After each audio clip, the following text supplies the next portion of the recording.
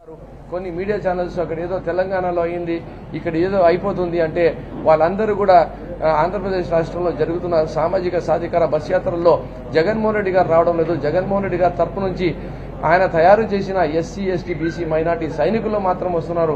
వాళ్లకు చూసి జగనన్న బొమ్మ పెట్టుకుంటేనే వేలాది మంది వస్తున్నారంటే ఇంకా రేపు మా గౌరవ ముఖ్యమంత్రి గారు బయటికి రాలేదు.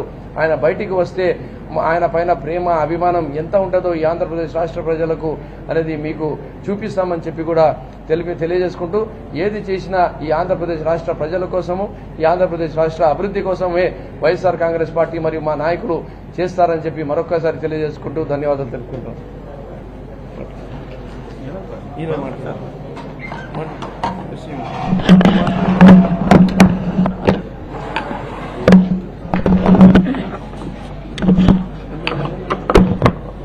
హఫీజ్ ఖాన్ ఆధ్వర్యంలో ఈరోజు కర్నూలులో సాధికార బస్ యాత్ర సందర్భంగా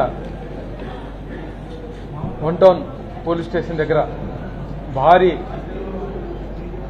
ఎత్తున జగనన్న అభిమానులు, అదేవిధంగా వైఎస్ఆర్సీపీ నాయకులు అందరూ కూడా దాదాపు 20-25 వేల మంది, అంటే కర్నూలు పట్టణంలో ఎప్పుడు లేని విధంగా ఈరోజు భారీ బహిరంగ సభ జరగబోతుంది.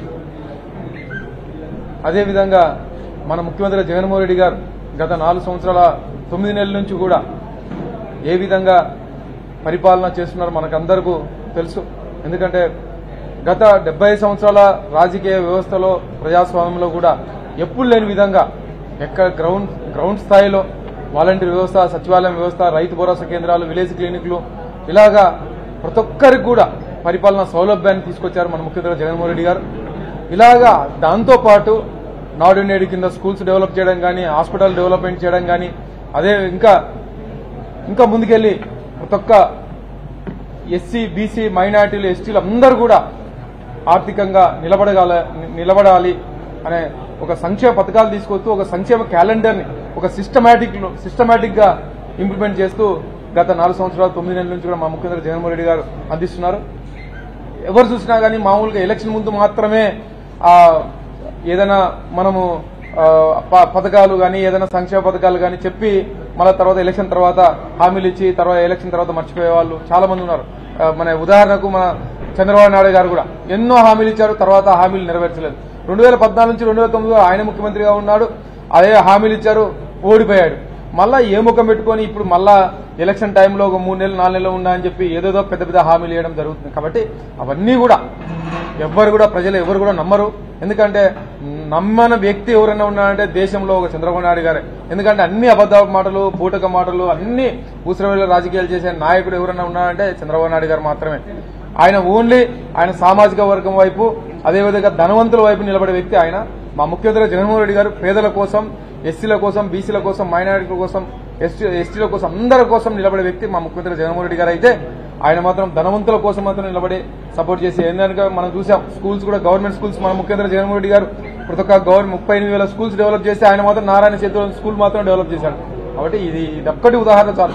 వైద్య రంగంలో అంబులెన్స్ కూడా రిపేర్ చేయలేని పరిస్థితి చంద్రబాబు నాయుడు ప్రభుత్వంలో ఉండేది. మా ముఖ్యమంత్రి గారు దాదాపు 1000 అంబులెన్స్లు ప్రవేశపెట్టారు. ఇంతకుముందు నియోజకవర్గానికి ఒక అంబులెన్స్ ఉంటే ఇప్పుడు ఒక మండలానికి ఒక అంబులెన్స్ ఉంది.